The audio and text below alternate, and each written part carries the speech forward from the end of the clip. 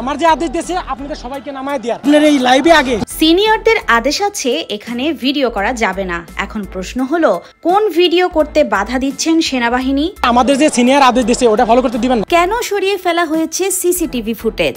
কেন সরিয়ে ফেলা হয়েছে বিমানের ব্ল্যাক বক্স? যেখানে বাচ্চা পুড়ছে আগুনে সেখানে সেনাবাহিনী ব্যস্ত ছিল প্রমাণ সরিয়ে ফেলার কাজে, এমনটাই বলছেন মাইলস্টোন স্কুলের শিক্ষক। তবে কি পাইলটের দোষ ধামাচাপা দিতে নাকি নিজেদের ব্যর্থতা ঢাকতে এসব করছে সেনাবাহিনী? কাজটা দীর্ঘায়িত হচ্ছে, ধৈর্য রাখতে হবে। হঠাৎ করে মাঝ আকাশ থেকে আছড়ে পড়ছে বিমান। ফ্লাইট লেফটেন্যান্ট তৌকির ইসলাম কি করছিলেন তখন?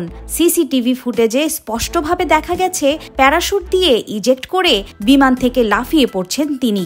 তবে কি শুধু নিজের প্রাণ বাঁচানোর চেষ্টা করছিলেন তৌকির? এসে দেখি এখানে প্যারাশুট ঝুলে আছে, গোঙানির শব্দ শুই না এখান থেকে বের করছে। যেখানে ঝরে গেল এতগুলো তাজা প্রাণ, সেই মুহূর্তে নিজে কিভাবে প্যারাশুট খুলে বিমান থেকে বেরিয়ে গেলেন এই পাইলট?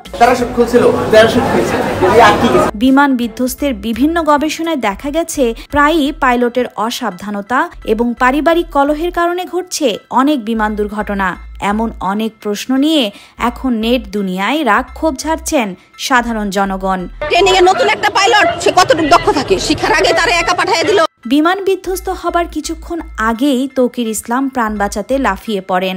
এ সময় তিনি টিনের চাল ভেঙে আছড়ে পড়ে মাইলস্টোন কলেজের শারীরিক শিক্ষা ভবনের অফিস রুমে। কিন্তু আশেপাশে কোনো মানুষ না থাকায় প্রায় 1.5 ঘন্টা যাবৎ মুমূর্ষু অবস্থায় পড়েছিলেন পাইলট তৌকির ইসলাম। অনেকে পাইলটের দোষ দিচ্ছে, আবার অনেকে পাইলটকে হিরো হিসেবে সেলিব্রেট করতে। প্রত্যক্ষদর্শীরা জানান, কয়েক ঘন্টা পর একটি প্যারাশুট দেখতে পেয়ে তারা ধারণা করেন এখানে পাইলটকে পাওয়া যেতে পারে।